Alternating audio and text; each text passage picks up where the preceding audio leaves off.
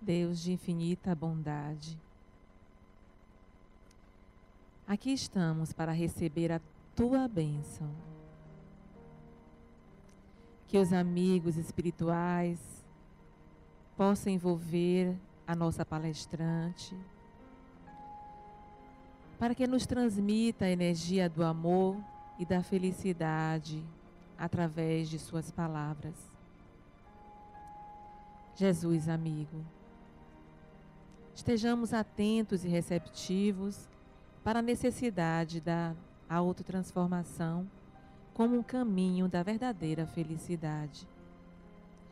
Iniciamos os trabalhos desta noite com a tua assistência, com a assistência dos teus emissários de luz.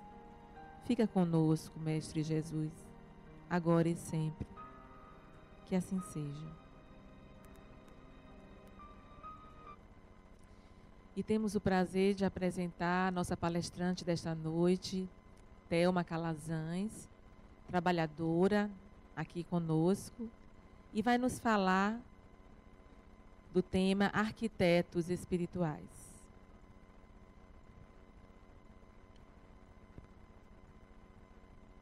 Boa noite. Esse tema, ele, antes mesmo que eu tivesse lido, eu fiz um questionamento comigo mesma sobre o que seriam arquitetos espirituais. Como nós somos estudantes aqui da ULI, a gente estuda sobre reencarnação, todo o processo que se dá para a reencarnação, a engenharia reencarnatória, e eu fiquei me questionando se seria em relação a isso.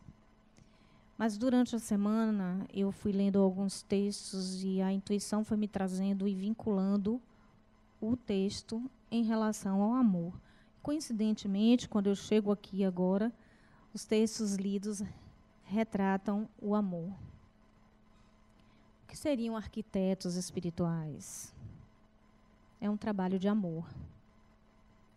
Arquitetos espirituais vêm trazer a mensagem de um centro espírita, no qual ele diz que os espíritos que estão preparados para ajudar a nossa trajetória, na nossa caminhada evolutiva e educacional, eles preparam todo o ambiente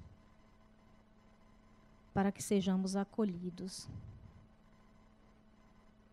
Então, os arquitetos espirituais nesta casa, toda a casa espírita, tem pessoas desencarnadas que colocam o seu amor à disposição para nos ajudar nessa trajetória.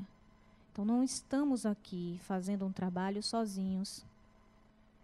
Temos uma equipe espiritual de pessoas que já desencarnaram e que têm uma visão muito maior do que é a essência do espiritismo, do que é buscar essa conexão, do que é compreender a nossa trajetória, que nos ajudam, estão aqui nos apoiando.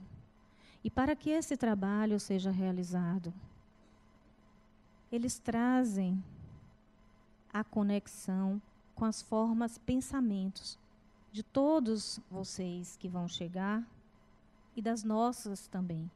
Porque não só vocês estão sendo trabalhados, como nós também.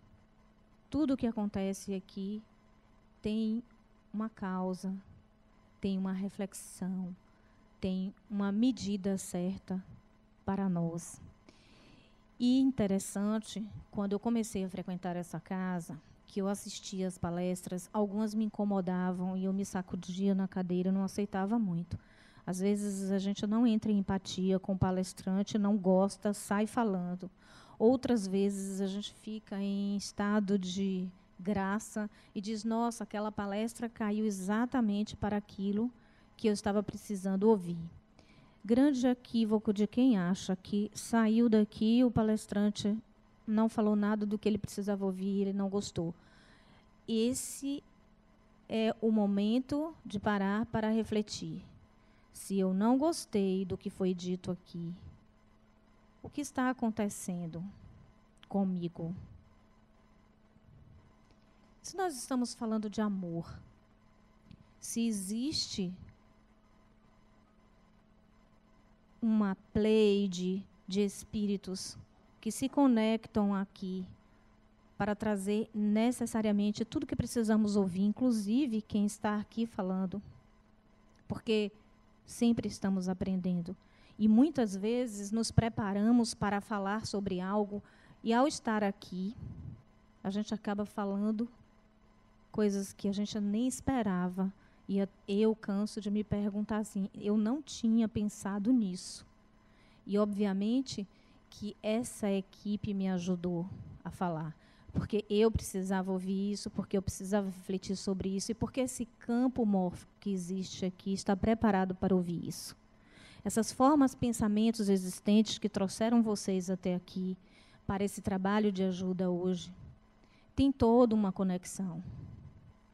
Então, essa equipe de arquitetos espirituais, eles sabem exatamente o que cada um de nós está precisando, o que os nossos companheiros desencarnados que nesse momento podem estar nos acompanhando estejam precisando. Tudo é plasmado para acolher cada um de nós. E vocês só visualizam o que a mente pode ver. Mas existe algo muito mais além preparado aqui neste ambiente, para que aqueles que estão aqui para serem acolhidos, que já desencarnaram, também estejam recebendo esse acolhimento dentro daquilo que ele visualiza, daquilo que é a necessidade dele. Então, não sei se vocês já ouviram falar sobre campos mórficos.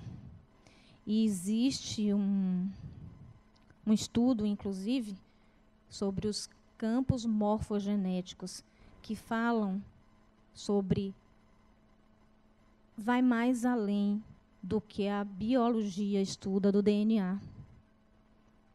Vai mais além do que o pensamento ortodoxo da biologia.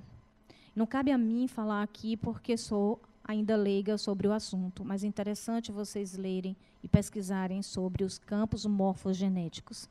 E aí vocês vão entender que existe uma causa, que existe um sentido e que nós estamos conectados com essa causa e esse sentido. E não nos damos conta disso. Então, falar desse trabalho dos arquitetos espirituais, saber que existe toda uma equipe que prepara tudo isso e que está preparando e acompanhando essas formas, pensamentos que estão aqui, é muito pouco diante do papel que nós devemos ter para acompanhar essas formas, pensamentos. Então, essa observação de hoje para falar sobre o amor são duas perguntas. Quem eu amo? Como eu amo? E aí os fariseus perguntaram para Jesus qual era a maior lei, e ele diz que a maior de todas era amar a Deus sobre todas as coisas, amar a Deus com seu coração, amar a Deus com toda a sua alma, amar a Deus com a sua consciência. E o segundo mandamento, que se assemelha a este, é amar ao próximo como a si mesmo. Eis a grande questão. Como eu estou me amando? Que amor é este? Que amor eu sinto por mim mesmo? Como é que estão as minhas formas de pensamentos? Como estão os meus padrões? Será que eu tenho essa facilidade de observar os padrões comportamentais que eu tenho? Se pedir para eu falar de um colega de trabalho, da pessoa com quem eu convivo, de um filho, eu saberei dizer: haja assim, haja assado, isso me incomoda, isso não me incomoda, isso eu acho bom, isso eu acho assado. Será que eu sei falar das minhas formas de comportamento, das minhas formas de pensamento, dos meus padrões?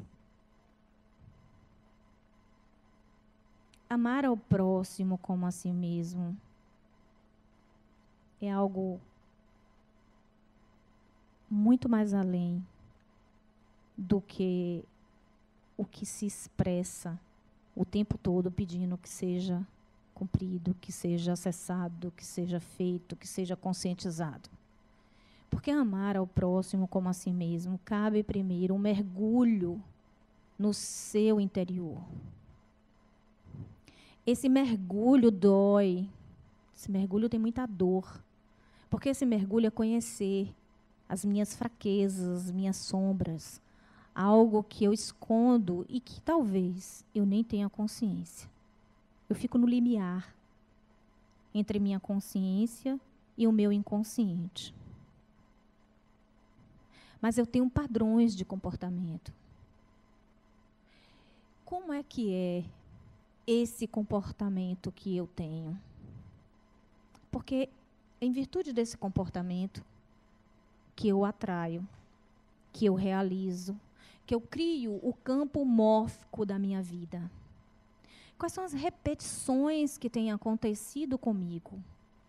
Será que eu me dou conta dessas repetições na minha vida? Ou eu estou no piloto automático o tempo todo, me queixando de algo que acontece no meu entorno? É preciso que a gente faça esse mergulho, ainda que doloroso.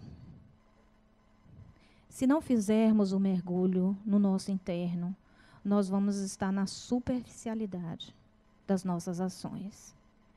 Vamos estar na superficialidade do falar, do ter teoria. Conversávamos hoje, inclusive, aqui sobre isso. A teoria hoje é acessível a todo mundo. E é fácil falar sobre os conhecimentos que nós temos. É fácil falar sobre as práticas que são necessárias para que a gente respeite o nosso próximo, para que a gente tenha amor ao próximo como a nós mesmos. Mas não é fácil ter atitude. O mais difícil, o mais complicado, o mais doloroso, na verdade, é sair dessa zona de conforto, de não se enxergar e de apontar o tempo todo as questões que acontecem no nosso entorno, das pessoas que nos causam dor. A gente nunca sai dessa zona de conforto. O tempo inteiro observamos o nosso entorno e culpamos todas as consequências que acontecem, mas não nos damos conta de que estamos favorecendo isso. Só vamos fazer a modificação, só mudamos os nossos padrões quando passamos a ter consciência deles. Como vamos ter consciência desses padrões? O que eu preciso fazer é individual. Não existe fórmulas. A fórmula é única, é exclusiva, é de cada um. Eu sou profissional coach. Eu trabalho fazendo as sessões de coach com algumas pessoas que normalmente nos procuram para estabelecer metas nas suas vidas. E o coaching, a técnica coaching é a arte de fazer pergunta. O coach profissional, ele tem que aguçar no outro aquilo que está nele, dentro dele, para buscar dentro dele as garras das quais ele precisa para realizar aquilo que ele estabelece como metas e objetivos. Mas de nada vai adiantar se você estiver aguçando, e eu tenho essa percepção muitas vezes, quando o coach, que é o indivíduo que está sendo trabalhado, ele começa a se procrastinar. E quando você faz perguntas certas, que mexe com o conteúdo interno dele, que é o que faz com que ele não se realize, ele tem vontade de lhe agredir, ele fica grosseiro, ele se mexe na cadeira, ele desiste muitas vezes das sessões, ele não quer continuar, porque ele não tem a consciência de que o problema está exatamente na atitude. É preciso ter firmeza do que se quer na vida e ter objetivos claros para se fazer as mudanças. E isso a gente faz quando a gente tem esse amor interno, quando a gente se conhece, quando conhece os próprios padrões, quando tem a certeza daquilo que realmente é capaz de realizar. De nada adianta eu dizer que vou fazer um vestibular para fazer medicina, se não estar dentro de mim esse padrão esse desejo forte, essa vontade. É possível que eu faça. É possível que eu passe no vestibular. Eu posso cursar e me formar, mas eu não vou me realizar. Eu não vou ser uma profissional. E isso é que faz com que muitas pessoas desistam do meio do caminho. Desistam daquilo que elas estão fazendo. E está sempre culpando o externo, o sistema, o governo, o meu chefe, seja o que for, mas nada impede aquele que de fato traz de dentro a sua vontade, o seu desejo. E percebam que uma grande maioria das pessoas que conseguem fazer essa realização interna tem um grande grau de amadurecimento, percorreram muito tempo na sua vida, trilhando por onde não queria, se sentindo mal, adoecendo, culpando todos no seu entorno, menos a si mesmo. Quando dá o estalo, faz a mudança. Muitas pessoas, inclusive, fazem isso. Tenho visto muitos profissionais de áreas, inclusive de exatas, mudando para as áreas humanas. Muitas pessoas fazendo isso. O que é isso, gente? Eu digo que é o acender da luz. É o conhecer a si mesmo. Eu só posso amar o meu próximo se eu consigo me amar. Eu só posso realizar se eu consigo perceber quem eu sou, quais são os meus padrões, como eu faço isso, como essas coisas têm acontecido na minha vida. Não faremos mudança enquanto esse interno sair desse limiar. É preciso que a gente tenha essa conexão com esse interno. Conhecer essa sombra. Ela é dolorosa, dói muito. Mas é preciso que a gente bote de frente, que a gente observe, que a gente diga e trace, eu comigo mesma. Porque enquanto a gente estiver nesse limiar entre o interno e o externo, mas sem conseguir o mergulho, com medo da dor, e sempre vendo que as pessoas promovem situações, a gente vai cair no desgosto, na insatisfação, no adoecimento, e pode vir o adoecimento do corpo, porque o adoecimento do corpo começa aqui. Começa no nosso mental. Todas as doenças, elas são favorecidas, e aí quando vai falar dos campos morfogenéticos, se vocês estudarem, olharem na internet e pesquisarem, vocês vão entender que há uma conexão com todos esses pensamentos que estamos remoendo e que não nos damos conta. Eu não tenho uma percepção exata daquilo que me incomoda de fato e como é que eu estou processando aquilo que está no meu entorno. Só se eu me debruçar a conhecer a mim mesma, debruçar a me amar, a me acolher, a perceber como eu reajo. Por que eu reajo assim? Por que fulano me incomoda? Por que eu ainda permito que essa situação mexa com os meus sentidos? Por que eu deixo de fazer determinadas coisas? Por que eu estou procrastinando? O que me faz agir dessa forma? A quem eu prejudico quando eu ajo assim? São perguntas que devemos fazer constantemente a nós mesmos. É preciso que a gente se acolha, é preciso que a gente converse e tenha um diálogo interno para esse reconhecimento desses padrões que nos levam a essas circunstâncias. Então, vir aqui na casa espírita e ser acolhido aqui é receber muita amorosidade. Tudo aqui foi preparado para acolher vocês.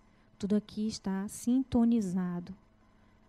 Mas aqui, só exatamente aqui, quando vocês saírem, os padrões comportamentais, eles vão continuar. Então é preciso que a gente tenha essa consciência de que são os padrões que fazem a gente voltar e ficar em círculo, movendo as circunstâncias sempre do mesmo jeito. Então é possível que vocês façam a desobsessão, que se sintam leve, que passem um período bem e depois voltem.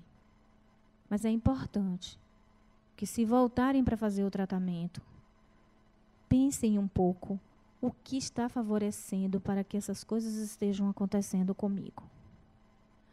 Com o que eu contribuo? Como eu contribuo para que isso aconteça? Porque somos nós que contribuímos. Não há dúvida nenhuma de que existe essa contribuição. Quando eu assisti as palestras de Adenauer aqui, que ele dizia assim: se o outro lhe machucou, é porque você é má, você não presta. Eu ficava me sacudindo na cadeira, irritada, e não gostava muito de ouvir isso. Confesso que eu saía não gostando de ter ouvido isso. Levei muitos anos para compreender o que ele estava falando. E agora eu consigo entender, porque eu tive um mergulho interno. Foi muito doloroso. Foi uma fase muito difícil para mim. Mas esse mergulho me fez perceber os meus padrões. Eu já consigo identificar hoje, não diria 100%, porque nós somos piloto automático e quando a gente se vê, a gente está fazendo as coisas todas de forma errada. E esse é o grande problema nosso, que a gente se desvincula. O nosso problema é que a gente se desvincula dessa vida unitiva. O que é a vida unitiva em teologia? É essa conexão com Deus. Porque a vida não é aqui só estar encarnado. Agora, esse momento é um momento de aprendizado. Mas a vida, ela continua. E é nessa vida unitiva que a gente tem que se conectar. É nela que a gente vai conseguir encontrar o eixo. Confiar. A fé. É nela que a gente vai conseguir entender o que é amar ao próximo como a si mesmo. E não é algo tão fácil, não. Não é. É algo difícil, mas é um exercício. É um exercício diário, é um exercício permanente, é uma vigília. A gente precisa se vigiar. Se vigiar. Quando eu vejo, não acredito que eu estou permitindo isso de novo na minha vida. E eu faço as perguntas e fico chateada. Por que eu tenho consciência e ainda me permito que isso esteja acontecendo? Por que será? Então, a gente precisa se vigiar para perguntar. É possível que alguns padrões, conscientemente, você mude. Sim. Quando você traz para a consciência as formas de pensamento que você age, você começa a mudar. Mas se você não vigiar, você volta.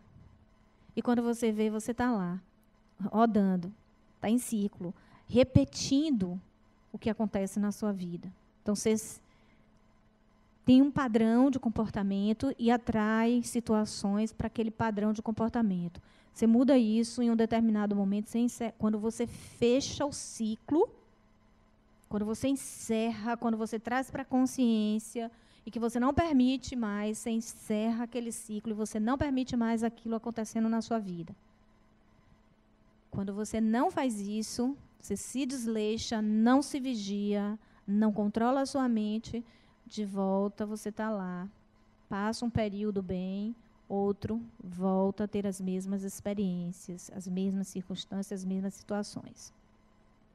Então, amar ao próximo como a si mesmo é, antes de tudo, amar a si mesmo para poder amar ao próximo. Se eu não conseguir entender a mim mesmo, eu saio de uma conexão de só enxergar o meu próximo com os defeitos dele e não percebo que esse defeito está em mim. Que sou eu que estou atraindo. Quando você entra na conexão, quando você tem fé, você começa a perceber que, de fato, determinadas reações do outro já não lhe incomoda mais. Porque você tem claro o seu objetivo de vida. Isso está tão conectado em você que os empecilhos do caminho não impedem o seu caminhar. Você trilha com serenidade. Quando não, você entra na sintonia, você sai do eixo e perde essa paz interior. se conecta com esse externo e fica à mercê dele. E não se dá conta de que você está favorecendo. E fica na vitimização. É o outro que provoca, é o outro que faz, é o chefe, é a mulher, é o filho. Tudo do nosso entorno está provocando as situações que acontecem na nossa vida. E, na verdade, nós provocamos para que isso acontecesse. Então, pensar nesse amor, nesse trabalho, por que esses arquitetos espirituais se propõem a vir aqui ajudar a gente, a estar aqui, trabalhando este ambiente e favorecendo para que esteja tudo harmonizado e receber todos nós aqui, porque inclusive nós que somos trabalhadores também temos os nossos conflitos e precisamos de ajuda e precisamos de amparo. Pelo amor à causa, por entender a necessidade educativa da qual precisamos. Porque sem a apreensão dos conhecimentos, não adianta. A gente vai estar sempre fazendo os trabalhos, mas retorna à casa pedindo ajuda.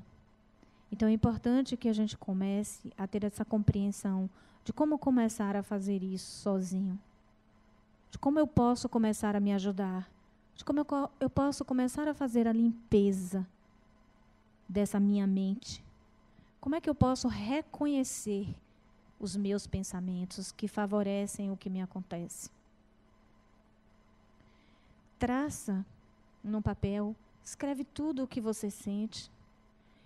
Escreve o nome das pessoas que estão favorecendo o que você sente. E veja a relação de você com esse alguém, de você com essa circunstância. Faça uma reflexão. E qual é o meu papel nessa situação? Como eu estou ajudando? Ou como eu estou favorecendo? A partir do momento que começarmos a enxergar mais a nossa responsabilidade no nosso caminhar, a gente muda. E aí a gente vive essa essência de vida unitiva, dessa conexão com Deus. Você consegue encontrar esse equilíbrio interno e você consegue, diante de situações conflitantes, manter a sua tranquilidade, manter a sua paz. A gente só consegue encontrar essa paz interior, de argumentar, de questionar, de ver aquilo acontecendo e ter a tranquilidade de não estar na situação, estar presente, mas não estar na situação, quando a gente consegue encontrar o nosso eixo. Não é algo difícil, não. Dói porque a gente precisa se reconhecer. Dói porque a gente precisa mergulhar no nosso interno. É muito doloroso conhecer as nossas falhas, mas existe um bem maior. Porque quando a gente reconhece as nossas falhas e conhece de fato elas, você vai aprender a administrar. E você vai aprender a lidar com as situações adversas, externas a você, que você atraiu em circunstâncias que você não se dá conta, porque você está no limiar entre o seu interno e o seu externo, entre o consciente e o inconsciente. E aí, ainda falando de campos mórficos, Carl Gustav Jung, que é um psiquiatra e psicoterapeuta suíço, ele fala do inconsciente coletivo. Então vejam que nós hoje estamos tão conectados que prestem atenção que em determinados momentos, quando vocês estão vendo alguma coisa, assistindo alguma coisa, poxa, eu tive este pensamento, eu imaginei isso, eu pensei em fazer isso e eu estou vendo alguém. Porque nós estamos conectados a todo instante. Existem fios invisíveis que nos ligam a tudo que está acontecendo no universo. Nós somos parte responsável por tudo que acontece. Então, quando a gente está desenvolvendo qualquer que seja o trabalho, na vida profissional, na vida voluntária, nas nossas atividades em casa com a nossa família, com a sociedade do nosso entorno. Somos responsáveis pelas formas de pensamento que nós temos. Então, qual é a minha atitude em relação àquilo que de fato eu acredito? Está em conexão? Eu estou conectado com o que eu acredito? A gente precisa se conectar com o que acredita e deixar o entorno fazer a parte dele. Não queira mudar o outro. Não queira mudar ninguém, nem seu filho, sua filha, sua esposa, seu marido. Não queiram. Porque quando a gente entra nesse processo de querer que o outro enxergue como nós estamos enxergando, a gente está deixando de amar o próximo e está deixando de amar a si mesmo. Porque a gente está entrando no ego. A gente está entrando na necessidade da posse, da transformação, do guiar a vida de alguém. Deixa cada um levar a sua vida. Todo mundo tem o seu tempo exato de fazer a transformação, de fazer o reconhecimento, de perceber-se. Porque essa percepção é única. Não adianta. A gente não faz ninguém mudar. Cada um faz a sua mudança quando sente a necessidade disso. É possível que passamos anos estudando, frequentando uma casa espírita e essa mudança aconteça num startar assim de anos depois. Isso aconteceu comigo. Eu tenho 10 anos que frequento essa casa. Eu estou me sentindo bem melhor hoje do que há um ano atrás. E tenho 10 anos aqui. E eu conversava antes da palestra e eu estava dizendo que tem coisas que têm caído na minha mente hoje, de uma percepção de mim mesma, que eu fico pensando comigo assim, caramba, isso lá atrás, há 6 anos, há 5 anos, já me era dito.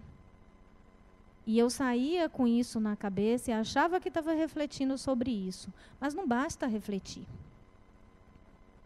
Não adianta ter conhecimento se eu não sei o que é que eu faço com ele. Não adianta refletir se isso fica na zona do pensamento e não vai para a atitude. Então, o que a gente precisa, na verdade, é fazer essa conexão entre o que eu tenho de conhecimento, entre a minha teoria e a prática, de fato, que eu sinto do meu coração. Não é uma prática que eu preciso externar para que os outros me aplaudam, para que digam assim, ela é espírita, por isso que ela age dessa forma. Não. É uma prática que está no meu coração, que eu faço com o meu sentir, com a minha vontade, com a minha amorosidade.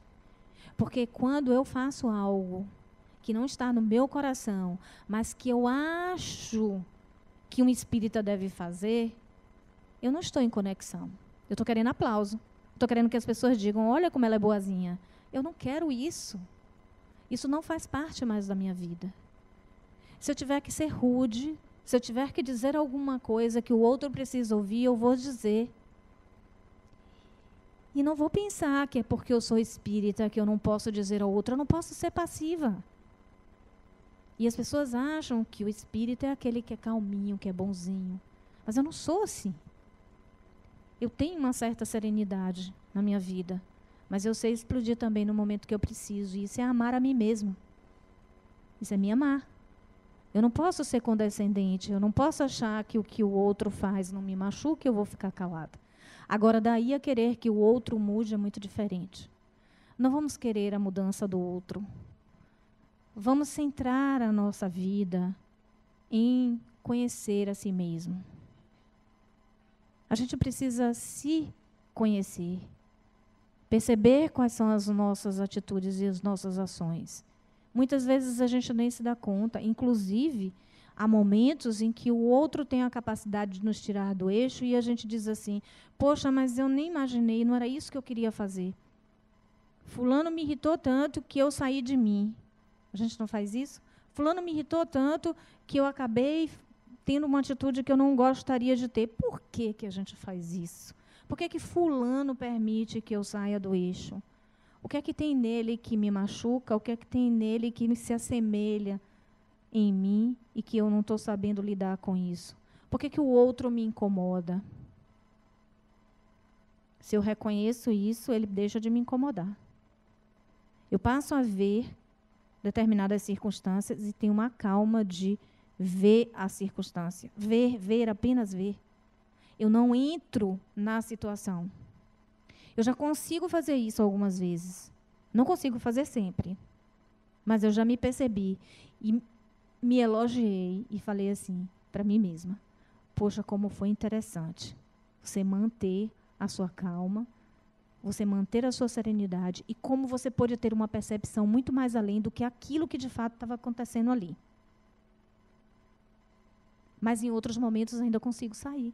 O outro consegue me irritar. Por quê? Porque eu ainda estou no aprendizado. Eu não sou 100%. Eu estou no momento de também aprender. E eu não tenho o controle total ainda de mim mesma. Eu não conheço muitas coisas de mim, tenho certeza disso.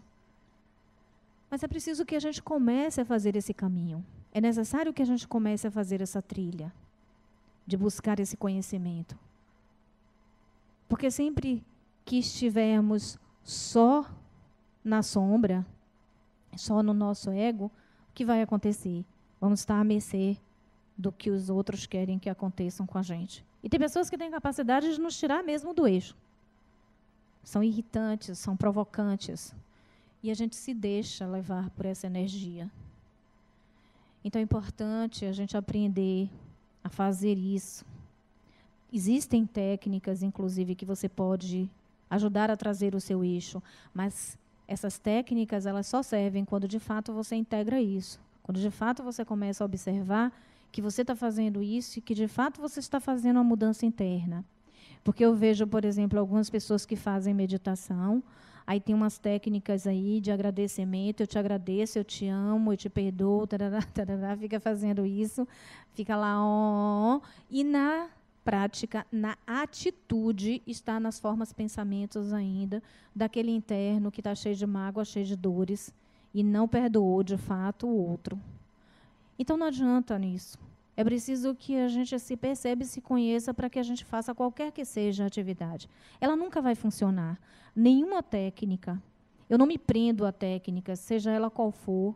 Eu acho que o importante é reconhecer o que é que eu faço comigo que me deixa feliz, o que é que eu faço comigo que me dá paz, que me deixa tranquilo. Descubra isso. Que ponto é esse? Em que momento é esse? Pode ser uma técnica, sim, mas escolha você a sua.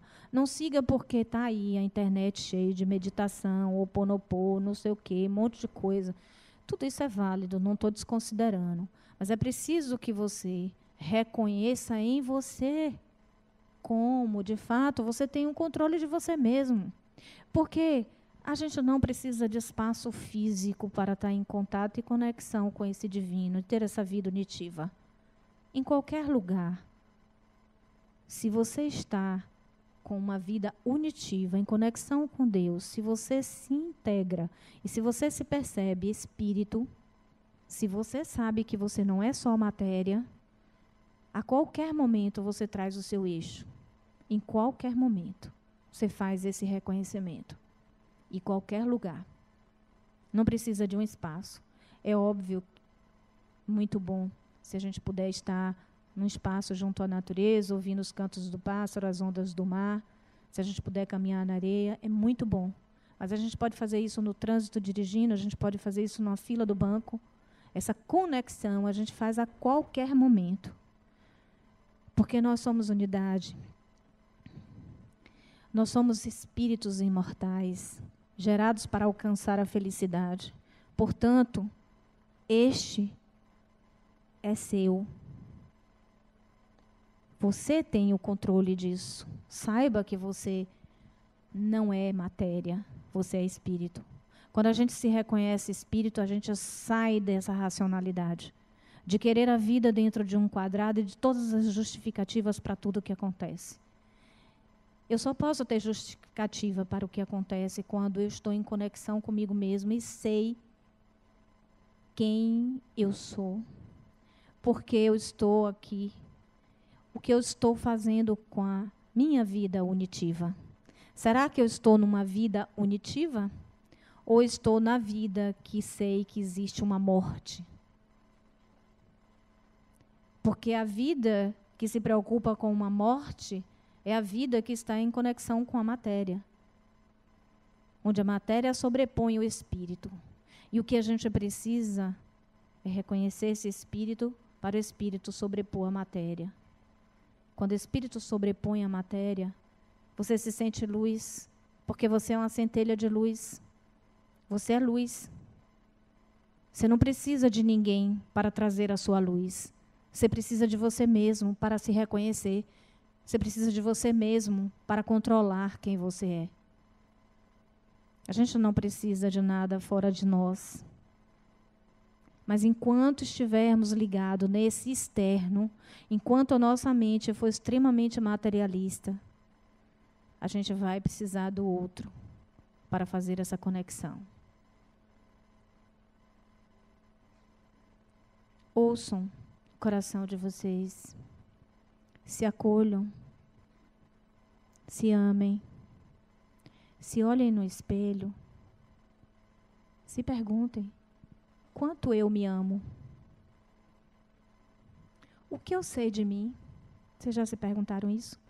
O que vocês sabem de vocês? A nossa educação formal nem permite que a gente fale de nós mesmos.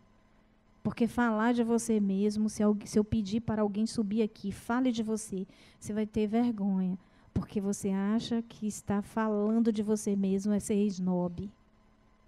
Então, como nós não fomos educados para isso, para falar de nós mesmos, a gente tem vergonha de se olhar no espelho, a gente tem vergonha de se amar e dizer: eu me amo, eu sou linda, eu me adoro, eu sou luz. A gente tem vergonha de dizer isso.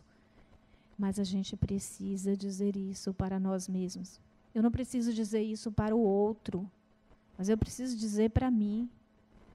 Eu preciso me sentir, eu preciso me acolher. Eu só dou amor. Eu só sei respeitar o outro se eu consigo sentir isso por mim mesma. Como eu posso amar alguém se eu não sei amar a mim mesma?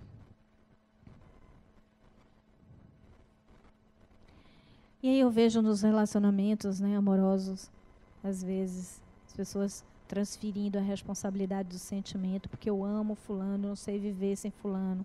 Isso é drástico, porque você não precisa do outro para viver. Você precisa de alguém para ser companheiro. Você precisa de alguém para trilhar juntos. Você precisa de alguém para dividir expectativas, para fazer planos, para sonhar, para dar carinho, para dar amor. Você não precisa do outro para viver. A vida é sua. É você quem faz a sua trilha, a sua caminhada, independente do relacionamento que você tenha. Quando transferimos a responsabilidade para quem quer que seja, a gente tem uma relação de posse e não de amor. E por isso que a gente vê muitos crimes passionais. Muito ciúme, muita briga, muita intriga. Porque eu olho para o outro e sinto que eu sou posse desse outro. E não podemos ter esse sentimento. Isso não é amor. Nem eu amo o outro, muito menos a mim. Porque se eu tenho posse do outro, eu estou esquecendo, inclusive, de mim. Porque eu vivo em função dele. Eu vivo em função dessa outra pessoa. E a gente não pode viver em função de outras pessoas. Inclusive filhos, que temos obrigação, que escolhemos colocar ao mundo, que são espíritos que vieram para que possamos educar e dar uma trajetória. A gente não tem posse sobre a vida desses. Inclusive aqui tem um livro que é Seus Filhos São Espíritos, não podemos esquecer disso. Não devemos ter a posse de nada, a não ser da nossa própria vida. E dessa é a que menos temos. Se observarmos a nossa caminhada e a trilha que fazemos e as rodas que de vez em quando passamos a viver, trazendo situações que já vivenciamos e vivenciaremos em outras situações com outras pessoas, mas repetitivas, elas são responsabilidades únicas, exclusivamente nossas e não do outro. E a gente não percebe isso exatamente porque falta esse interior. Falta essa conexão consigo mesmo. Falta sentir-se um pouco. Sentir-se acima de qualquer coisa luz. Porque somos luz. Podemos esquecer disso. Aqui, nessa casa, a egrégora daqui, e a egrégora é exatamente essa comunhão de pensamentos, esses pensamentos coletivos em torno do bem. É para educar o espírito, para que ele evolua, para que ele se reconheça enquanto espírito e cresça. Porque só quando a gente começa a se reconhecer espírito, a gente começa a mudar a forma com que a gente convive com o nosso entorno. O reconhecer esse espírito tira a gente desse mental, desse piloto automático, e faz com que a gente vá para uma vida mais reflexiva, mais em contato com Deus, com a fé, uma vida unitiva. Amar a Deus com todo o seu coração, com toda a sua alma e com todo o seu conhecimento. E esse conhecimento é estudar e conhecer um pouco mais sobre as leis morais, sobre a vida espiritual, sobre esse plano que somos nós, esse plano de Deus, sobre a nossa trajetória aqui, que é tão linda, é tão bonita, e que muitas vezes a gente atropela ela, fazendo bobagens. Mas somos ignorantes. Ainda somos ignorantes. Todos nós que estamos aqui no planeta Terra, ainda somos ignorantes. Mas já estamos fazendo, o planeta Terra está em fase de transição. E hoje, mais do que há alguns anos atrás, nós temos visto as casas espíritas crescendo. E eu que tenho 10 anos aqui, tenho visto assim e fico encantada quantas pessoas estão buscando o seu lado espiritual. Isso é muito bom. Porque é sinal de que a luz está florescendo na mente de todos nós. Está abrindo o caminho dessa percepção individual. Porque nós somos coletivo, mas nós somos individual. Estamos conectados por fios invisíveis, mas somos individual. Não podemos negar isso. E essa trajetória é nossa. E não adianta imaginar que do lado de lá vai ser diferente, porque a vida é uma continuidade. A vida é uma continuidade. Lá, ao passar para o plano espiritual, a gente vai ter uma consciência maior, inclusive de vidas passadas. Não é diferente daqui, de jeito nenhum. A responsabilidade, inclusive, é maior, porque a gente tem a consciência das leis morais e do quanto nós estamos sendo responsáveis conosco mesmo. Aquilo que eu me proponho, aquilo que eu me propus na minha trajetória nessa encarnação, será que esses desígnios estão claros na minha mente? Será que essa fora do eixo em determinados momentos é porque eu ainda não consegui encontrar o meu ponto de conexão? Será que eu já percebi o que de fato eu vim fazer aqui? Por que eu reencarnei nesse momento? O que eu tenho que aprender? Todas as experiências que nós temos é para o nosso crescimento, ainda que seja doloroso. Aliás, sempre é doloroso. E quando a gente se coloca à disposição do conhecimento, sozinho, a gente não vai crescer. A gente vai integrar muitos conhecimentos, mas vai voltar numa próxima encarnação para viver em comunidade. Porque é vivendo em comunidade que a gente aprende. Porque é o outro que instiga eu conhecer a mim mesma. Sozinha, num mosteiro, vivendo sozinha, eu jamais vou conseguir entender as relações e entender e conhecer os padrões. Eu não vou me permitir conhecer os meus padrões, porque eu não sei o padrão do outro. Então, é o outro que instiga esse conhecimento.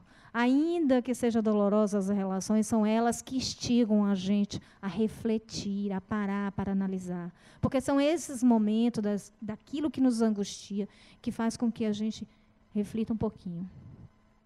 Esse é o momento. Então, o meu conselho é: encontre esse ponto em comum que existe dentro de você. Isso é único. Não existe um igual ao outro. A minha forma de conexão com Deus não é igual a de vocês, não é igual a nenhum de nós.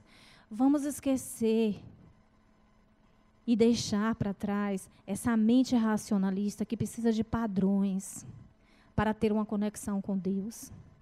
A gente não precisa de padrão nenhum. A gente precisa apenas usar o nosso lado espiritual, precisa se reconhecer espírito, porque se você é espírito, você é luz e a sua conexão é imediata. Não precisa de espaço. Não precisa de espaço físico. Essa conexão ela é feita em qualquer lugar, a qualquer momento. Reconheça-se. Permita que você se sinta espírito, que o espírito sobreponha a matéria para que você entre nessa conexão e, de fato, consiga trabalhar as suas formas, pensamentos, que fazem com que as suas relações a cada dia estejam sendo repetitivas e dolorosas. Dói muito o mergulho interno, mas é melhor. Deixa a gente mais firme na vida e em paz consigo mesmo. Muita paz para você, para vocês e boa noite.